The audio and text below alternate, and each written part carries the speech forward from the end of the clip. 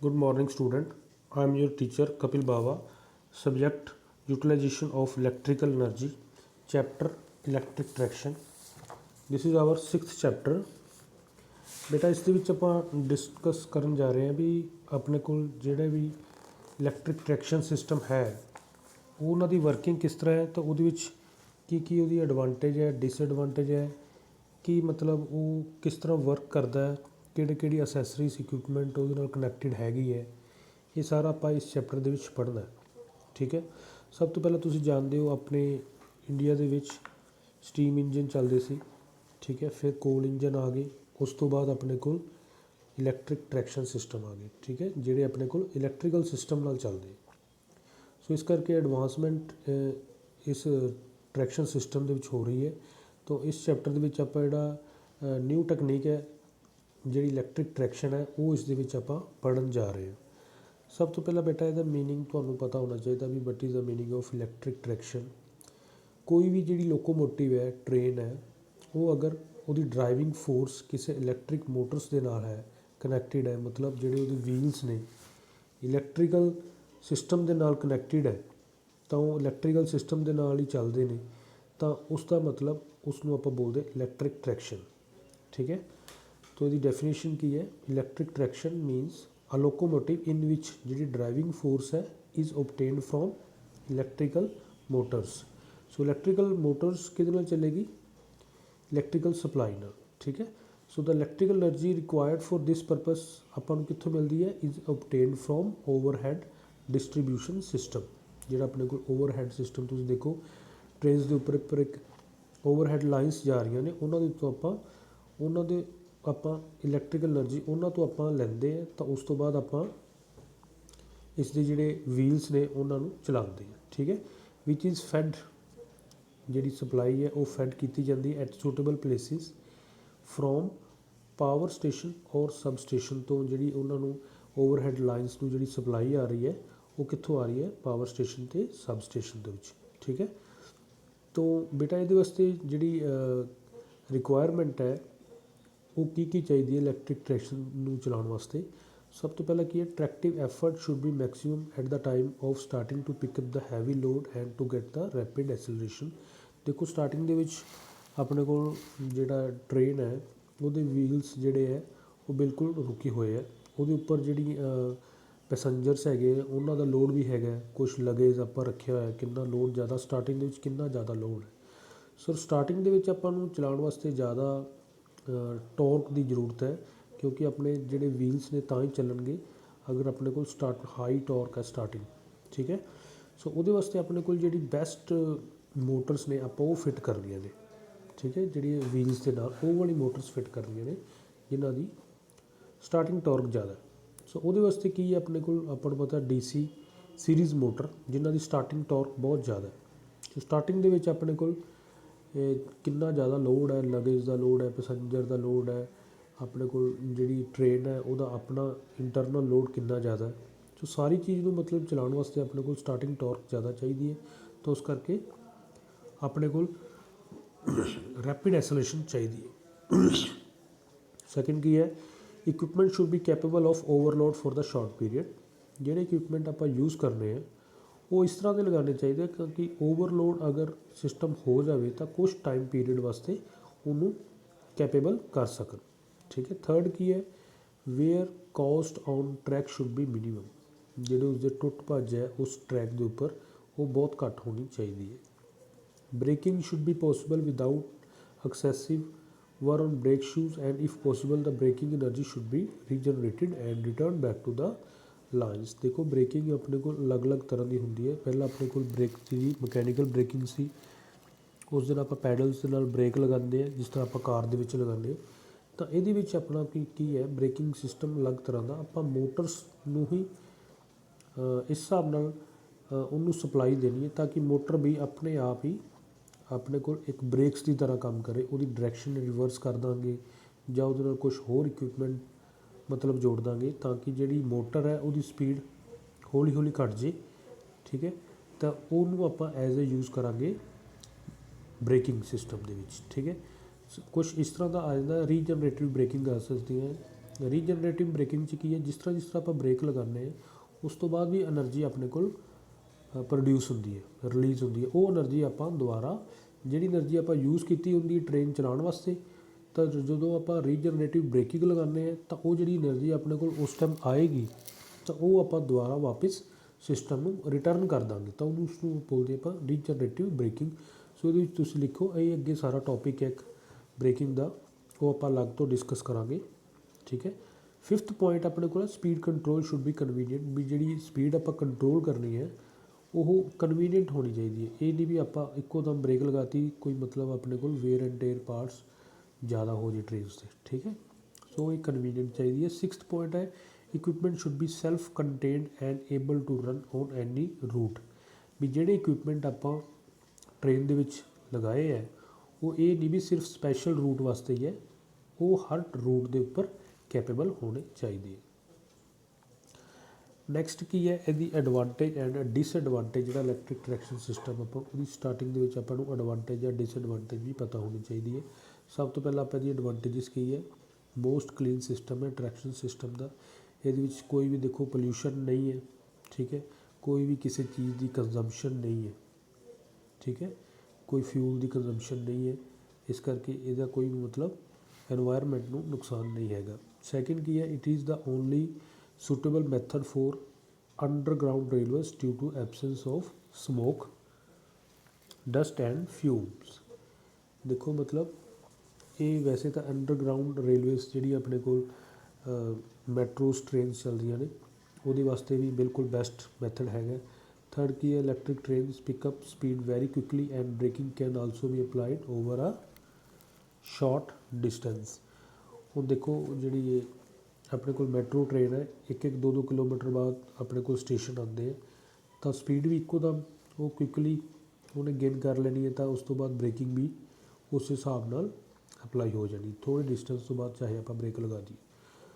Fourth ਕੀ ਹੈ, because of the larger passenger carrying capacity and high speed electric railways can handle more traffic as compare to steam locomotive. ਇਹਦੀ capacity high speed capacity ਹੈ, high speed ਹੈ, starting torque ਜ਼ਿਆਦਾ ਹੈ, ਤਾਂ ਇਹਦੇ ਵਿੱਚ ਕੀ ਹੈ ਵੀ ਮਤਲਬ ਆਪਣੇ ਕੋਲ ਟ੍ਰੈਫਿਕ ਹੈ ਜਿਹੜੀ ਜ਼ਿਆਦਾ ਆਪਾਂ ਹੈਂਡਲ ਕਰ ਸਕਦੇ, ਜਿੰਨੇ ਮਰਜ਼ੀ ਪੈਸੇਂਜਰ ਚੜ੍ਹ ਜਾਣ, ਕੋਈ ਇਸ ਨੂੰ ਪ੍ਰੋਬਲਮ ਨਹੀਂ ਆਉਂਦੀ। 5th ਪੁਆਇੰਟ ਹੈ electric locomotive require less maintenance and repair.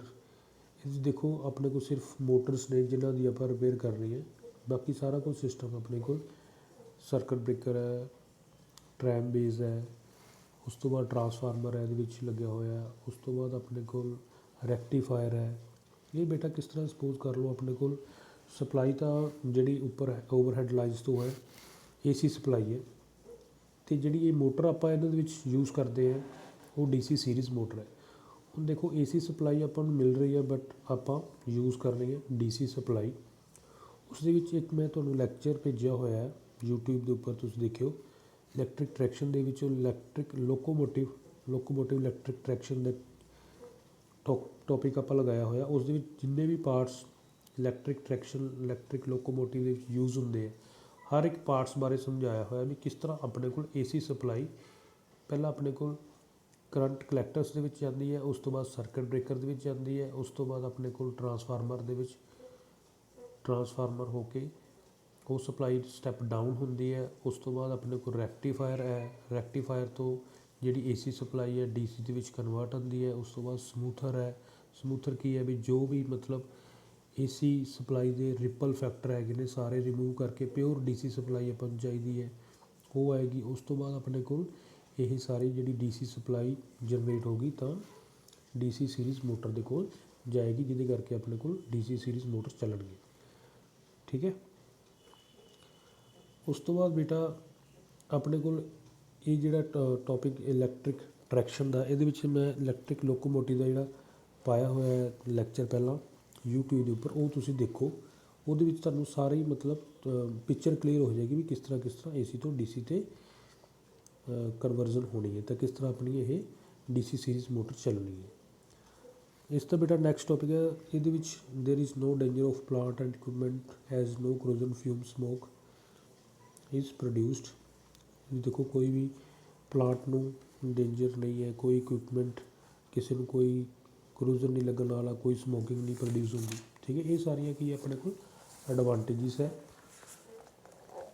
ਹੋਰ ਐਡਵਾਂਟੇਜਿਸ ਆਪਣੇ ਕੋਲ ਹੈ electric motor provide continuous torque, so vibration are less, ਇਹਦੀ ਵਾਈਬ੍ਰੇਸ਼ਨ ਵੀ ਲੈਸ ਹੈ, ਸਮੂਥਿੰਗ ਚੱਲਦੀ ਹੈ। Electric equipment can withstand large temporary overloading ਹੋ ਜਾਏ ਤਾਂ ਵੀ ਕੋਈ ਚੱਕਰ ਨਹੀਂ ਹੈ। Electric braking is superior to mechanical braking, ਜਿਹੜੀ ਇਲੈਕਟ੍ਰੀਕਲ ਬ੍ਰੇਕਿੰਗ ਆਪਾਂ ਪੜ੍ਹਨੀ ਹੈ, ਅਲੱਗ ਤੋਂ ਟੋਪਿਕ ਚੱਲੇਗਾ, ਉਹ ਤੁਸੀਂ ਦੇਖੋਗੇ ਮਕੈਨੀਕਲ ਬ੍ਰੇਕਿੰਗ ਤੋਂ ज़्यादा ਵਧੀਆ। ਇਹਦੇ ਵਿੱਚ ਲੈਸ ਵੇਅਰ ਐਂਡ ਟੇਅਰ, ਮਤਲਬ ਟੁੱਟ ਭੱਜ ਦਾ ਖਤਰਾ ਘੱਟ ਹੈ। ਸ਼ੂਜ਼ ਵੀਲ ਟਰੈਕ ਦੇ ਵਿੱਚ ਸੇਫਟੀ ਜ਼ਿਆਦਾ। It provide better control over the speed. Electrical energy require for light fan of the train need not to provided by separate generator. ਹੁਣ ਦੇਖੋ ਜਿਹੜੀ ਆਪਣੇ ਕੋਲ ਕੋਲ ਤੋਂ ਚੱਲਦੀ ਹੈ, ਉਹਦੇ ਵਿੱਚ ਆਪਣੇ ਕੋਲ ਸਪਲਾਈ ਤਾਂ ਫਿਰ ਵੀ ਚਾਹੀਦੀ, ਸੋ ਉਹਦੇ ਵਾਸਤੇ ਆਪਣੇ ਕੋਲ ਅਲੱਗ ਤੋਂ ਜਨਰੇਟਰ ਆਪਾਂ ਟ੍ਰੇਨ ਦੇ ਵਿੱਚ ਰੱਖਿਆ ਹੁੰਦਾ ਹੈ, ਠੀਕ ਹੈ, ਜਿਹੜਾ ਕੋਲੇ ਦੇ ਨਾਲ ਚੱਲਦਾ। ਤਾਂ ਉਸ ਤੋਂ ਬਾਅਦ ਡੀਜ਼ਲ ਦੇ ਨਾਲ ਚੱਲਦਾ, ਸੋ ਉਸ ਤੋਂ ਬਾਅਦ ਜਨਰੇਟਰ ਉਸ ਜਿਸ ਤੋਂ ਆਪਾਂ ਅੰਦਰ ਫੈਨਸ 'ਤੇ ਲਾਈਟ ਚਲਾਉਂਦੇ ਹਾਂ, ਉਹਦੇ ਵਾਸਤੇ ਆਪਣੇ ਕੋਲ ਸਪੈਸ਼ਲ ਕੋਈ ਹੋਰ ਅਰੇਂਜਮੈਂਟ ਨਹੀਂ ਕਰਨਾ ਪੈਣਾ। ਜਿਸ ਤਰ੍ਹਾਂ ਆਪਾਂ ਮੋਟਰ ਚਲਾ ਰਹੇ ਹਾਂ, ਵੀਲਸ ਚਲਾਉਣ ਵਾਸਤੇ ਆਪਾਂ ਉਸੇ ਸਪਲਾਈ ਤੋਂ ਹੀ ਫੈਨਸ 'ਤੇ ਲਾਈਟ ਚਲਾ ਸਕਦੇ। ਨੈਕਸਟ ਪੁਆਇੰਟ ਹੈਗਾ ਬੇਟਾ electrified route and ancestral equipment such as coal crane, ash fire cleaning pits, water supply are not required, क्योंकि ਇਹਦੇ ਵਿੱਚ ਕੋਈ ਵੀ ਕੋਲਸ ਐਸ਼ਿਸ ਨਹੀਂ ਪ੍ਰੋਡਿਊਸ ਹੁੰਦੀ, तो ਆਪਣੇ ਕੋਲ ਇਹ ਵਾਲੇ ਇਕੁਇਪਮੈਂਟ ਦੀ ਜ਼ਰੂਰਤ ਨਹੀਂ ਹੈ। Electric taxi is most economical in areas of high traffic density, ਜਿਸ ਤਰ੍ਹਾਂ ਦਿੱਲੀ ਹੈ, ਉੱਥੇ ਆਪਣੇ ਕੋਲ ਮੁੰਬਈ ਹੈ, ਹਾਈ ਟ੍ਰੈਫਿਕ ਹੈ ਉੱਥੇ, ਤਾਂ ਉਹਦੇ ਵਿੱਚ ਆਪਣੇ ਕੋਲ ਇਕਨੋਮਿਕਲ ਹੈ, ਮਤਲਬ ਸਫ਼ਰ ਸਸਤਾ ਹੈ, ਠੀਕ ਹੈ। ਉਸ ਤੋਂ ਬਾਅਦ ਬੇਟਾ ਇਹਦੀਆਂ ਡਿਸਐਡਵਾਂਟੇਜਿਸ ਵੀ ਕੁਛ ਹੈਗੀਆਂ ਨੇ। ਉਹ ਹੈਗੇ ਵੀ ਸਟਾਰਟਿੰਗ ਦੇ ਵਿੱਚ ਇਹਦੀ ਕੋਈ ਜਿਹੜੀ ਕੋਸਟ ਹੈ ਲੱਗਣੀ ਹੈ ਉਹ ਬਹੁਤ ਜ਼ਿਆਦਾ ਹੈ, ਠੀਕ ਹੈ, as compare to diesel locomotive ਜਾਂ ਕੋਲ ਲੋਕੋਮੋਟਿਵ। ਇਹਦੇ ਵਿੱਚ ਆਪਣੇ ਕੋਲ ਸਪਲਾਈ ਲਗਾਉਣ ਵਾਸਤੇ ਜਿੰਨੇ ਵੀ ਓਵਰਹੈਡ ਲਾਈਨਸ 'ਤੇ ਮੋਟਰਸ 'ਤੇ ਜੋ ਵੀ ਆਪਾਂ ਸੈਟਅਪ ਤਿਆਰ ਕਰਨਾ, ਇਹਦੀ ਜਿਹੜੀ ਇਕਨੋਮਿਕਲ ਕੋਸਟ ਹੈ ਸਟਾਰਟਿੰਗ ਦੇ ਵਿੱਚ ਇਨੀਸ਼ੀਅਲ ਕੋਸਟ ਹੈ ਉਹ ਜ਼ਿਆਦਾ। ਸੈਕਿੰਡ ਕੀ ਹੈ, ਫੇਲੀਅਰ ਆਫ ਪਾਵਰ ਸਪਲਾਈ, ਅਗਰ ਸਪਲਾਈ ਫੇਲ ਹੋ ਜੇ ਤਾਂ ਮਤਲਬ ਸਾਰਾ ਸਿਸਟਮ ਹੀ ਆਪਣਾ ਪੈਰਾਲਾਈਜ਼ ਹੋ ਜਾਏਗਾ, ਕੁਛ ਵੀ ਨਹੀਂ ਚੱਲੇਗਾ। ਥਰਡ ਆਪਣੇ ਕੋਲ ਹੈ ਬੇਟਾ AC ਟਰੈਕਸ਼ਨ ਦੇ ਵਿੱਚ ਕਮਿਊਨੀਕੇਸ਼ਨ ਜਿਹੜੀਆਂ ਲਾਈਨਸ ਨੇ ਰਨਿੰਗ ਅਲੋਂਗ ਦਾ ਟਰੈਕ ਐਕਸਪੀਰੀਅੰਸ ਕੰਸੀਡਰੇਬਲ ਇੰਟਰਫੇਰੈਂਸ। ਇਸ ਤਰ੍ਹਾਂ ਸਪੋਜ਼ ਕਰ ਲਓ ਆਪਣੇ ਕੋਲ ਰੇਡੀਓ ਹੈ, ਠੀਕ ਹੈ, ਮੋਬਾਈਲਸ ਦੀ ਲਾਈਨਸ ਜਾ ਰਹੀਆਂ ਨੇ, ਤਾਂ ਉਹਦੇ ਵਿੱਚ ਕੀ ਹੈ ਵੀ ਆਪਣੇ ਕੋਲ ਜਦੋਂ ਓਵਰਹੈਡ ਲਾਈਨਸ 'ਤੇ ਸਪਲਾਈ ਚੱਲ ਰਹੀ ਹੈ ਤਾਂ ਉਹ ਇੰਟਰਫੇਰੈਂਸ ਕ੍ਰੀਏਟ ਹੋ ਜਾਂਦੀ ਹੈ ਉਹਦੇ ਵਿੱਚ, ਤਾਂ ਇਹ ਇਹਦੀ ਇੱਕ ਡਿਸਐਡਵਾਂਟੇਜ ਹੈ। ਫੋਰਥ ਕੀ ਹੈ, ਇਹ ਸਿਰਫ ਲੋਕੋਮੋਟਿਵ ਉੱਥੇ ਚੱਲ ਸਕਦੀ ਜਿਸ ਤਰ੍ਹਾਂ ਆਪਾਂ ਪਹਿਲਾਂ ਹੀ ਉੱਥੇ ਓਵਰਹੈਡ ਲਾਈਨਸ ਵਿਛਾਈਆਂ ਹੋਣਗੀਆਂ ਤਾਂ ਹੀ ਉੱਥੇ ਸਿਸਟਮ ਚੱਲੇਗਾ।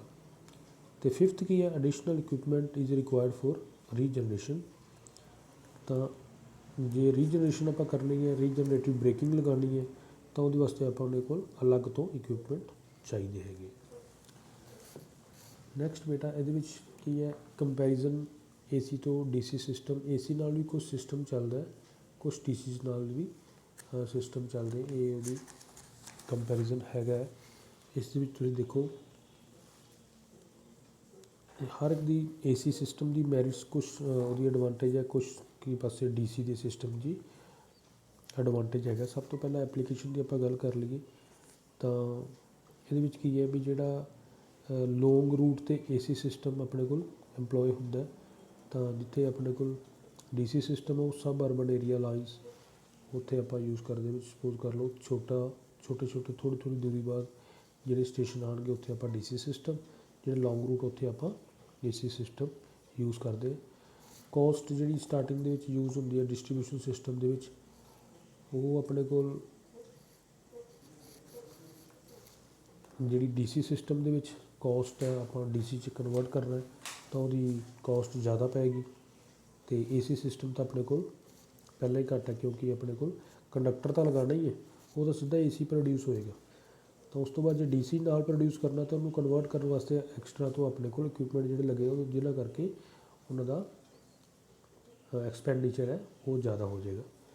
ਥਰਡ ਪੁਆਇੰਟ ਕੀ ਹੈ ਬੇਟਾ, ਸਪੇਸ ਬਿਟਵੀਨ ਸਬ ਸਟੇਸ਼ਨ। ਇਹ ਜਿਹੜਾ ਏਸੀ ਦੇ ਵਿੱਚ ਸਟੇਸ਼ਨਸ ਹੁੰਦੇ 40 to 50 ਕਿਲੋਮੀਟਰਸ ਤੱਕ ਏਸੀ ਦੇ ਵਿੱਚ ਆਪਾਂ ਯੂਜ਼ ਕਰਦੇ ਏਸੀ ਸਿਸਟਮ, ਜਿੱਥੇ ਮਤਲਬ distance 40 to 50 kilometre next station ਆਪਣੇ ਕੋਲ ਆਏਗਾ। ਅਤੇ ਜਿਹੜਾ ਡੀਸੀ ਸਿਸਟਮ ਹੈ ਉੱਥੇ 5 to 6 ਕਿਲੋਮੀਟਰ ਤੱਕ ਜਿਹੜਾ ਸਟੇਸ਼ਨ ਆਏਗਾ ਉੱਥੇ ਆਪਾਂ ਡੀਸੀ ਸਿਸਟਮ ਯੂਜ਼ ਕਰਦੇ ਹਾਂ। ਨੈਕਸਟ ਬੇਟਾ ਆਪਣੇ ਕੋਲ ਹੈਗਾ expenditure on sub station. Sub station ਦੇ ਵਿੱਚ ਏਸੀ ਸਿਸਟਮ 'ਚ ਘੱਟ ਹੈ, ਕਿਉਂਕਿ ਆਪਣੇ ਕੋਲ ਸਟੇਸ਼ਨ ਬਣਾਉਣ ਵਾਸਤੇ 40-50 ਕਿਲੋਮੀਟਰ ਬਾਅਦ ਹੀ ਅਗਲਾ ਸਟੇਸ਼ਨ ਬਣੇਗਾ। ਇਹਦੇ ਵਿੱਚ ਆਪਣੇ ਕੋਲ ਸਟੇਸ਼ਨ ਥੋੜ੍ਹੀ ਦੂਰੀ 'ਤੇ ਮਤਲਬ ਬਣਦੇ, ਇਸ ਕਰਕੇ ਆਪਣੇ ਕੋਲ ਹਰ ਸਟੇਸ਼ਨ ਦੇ ਉੱਪਰ ਕਨਵਰਟਿੰਗ ਮਸ਼ੀਨਰੀ ਵੀ ਜ਼ਰੂਰੀ ਹੈ। ਅਤੇ ਇਸ ਕਰਕੇ ਸਟਾਰਟਿੰਗ ਦੇ ਵਿੱਚ ਡੀਸੀ ਸਿਸਟਮ ਦੇ ਵਿੱਚ ਆਪਣੇ ਕੋਲ ਖਰਚਾ ਜ਼ਿਆਦਾ ਆਏਗਾ। ਐਨਰਜੀ ਕੰਜ਼ੰਪਸ਼ਨ ਹੈ, ਉਹਦੇ ਵਿੱਚ ਕੀ ਹੈ, ਆਪਣੇ ਕੋਲ ਐਨਰਜੀ ਕੰਜ਼ੰਪਸ਼ਨ ਹੈ ਇਹਦੇ ਵਿੱਚ ਜ਼ਿਆਦਾ ਹੈ। ਇਹਦੇ ਵਿੱਚ ਐਨਰਜੀ ਕੰਜ਼ੰਪਸ਼ਨ ਡੀਸੀ ਸਿਸਟਮ ਦੇ ਵਿੱਚ ਘੱਟ ਹੈ, ਕਿਉਂਕਿ ਵੋਲਟੇਜ ਇਹਦੇ ਵਿੱਚ ਘੱਟ ਯੂਜ਼ ਹੋਏਗੀ। 6 ਦੇ ਵਿੱਚ ਮੇਨਟੇਨੈਂਸ ਕੋਸਟ ਹੈ, ਉਹ ਇਹਦੇ ਵਿੱਚ ਏਸੀ ਲੋਕੋਮੋਟਿਵ 'ਚ ਜ਼ਿਆਦਾ ਹੋਏਗੀ ਤਾਂ ਡੀਸੀ ਦੇ ਵਿੱਚ ਘੱਟ ਹੋਏਗੀ, ਕਿਉਂਕਿ ਏਸੀ ਲੋਕੋਮੋਟਿਵ ਵੇਟ ਦੇ ਵਿੱਚ ਹੈਵੀ ਬਣਾਇਆ ਹੋਏਗਾ, ਡੀਸੀ ਲੋਕੋਮੋਟਿਵ ਵੇਟ ਦੇ ਵਿੱਚ ਥੋੜ੍ਹਾ ਜਿਹਾ ਕੰਪੈਰੀਟਿਵ ਘੱਟ ਉਹਦਾ ਵੇਟ ਹੋਏਗਾ। ਨੈਕਸਟ ਹੈ interference in near by communication lines. AC ਦੇ ਵਿੱਚ ਕਮਿਊਨੀਕੇਸ਼ਨ ਦੇ ਵਿੱਚ ਇੰਟਰਫੇਰੈਂਸ ਆਉਂਦੀ ਹੈ ਤਾਂ ਡੀਸੀ ਸਿਸਟਮ ਦੇ ਵਿੱਚ ਇੰਟਰਫੇਰੈਂਸ ਨਹੀਂ ਆਉਂਦੀ। ਠੀਕ ਹੈ ਬੇਟਾ, ਤੁਸੀਂ ਅੱਜ ਇਹ ਕਰੋ। ਨੈਕਸਟ ਆਪਣੇ ਕੋਲ ਹੋਰ ਟੋਪਿਕ ਆਪਾਂ ਕਵਰ ਕਰਾਂਗੇ। ਇਹ ਆਪਣਾ ਪਹਿਲਾ ਲੈਕਚਰ ਸੀ, ਇਸ ਦੇ ਵਿੱਚ ਤੁਸੀਂ ਅੱਜ ਇੰਨਾ ਹੀ ਪੜ੍ਹੋ। ਇਹ ਜਿਹੜਾ ਚੈਪਟਰ ਹੈ ਬਹੁਤ ਜ਼ਿਆਦਾ ਇੰਪੋਰਟੈਂਟ ਹੈ। 15 ਮਾਰਕਸ ਦੇ ਮਤਲਬ ਕੁਐਸਚਨ ਇਹਦੇ ਵਿੱਚੋਂ ਸੈੱਟ ਹੋਣਗੇ। ਮੈਂ ਤੁਹਾਨੂੰ ਐਂਡ 'ਤੇ ਦੱਸ ਦਾਂਗਾ ਕਿਹੜੇ ਕੁਐਸਚਨ ਤੁਸੀਂ ਜ਼ਿਆਦਾ ਪ੍ਰੀਪੇਅਰ ਕਰਨੇ। ਠੀਕ ਹੈ ਬੇਟਾ, ਥੈਂਕ ਯੂ।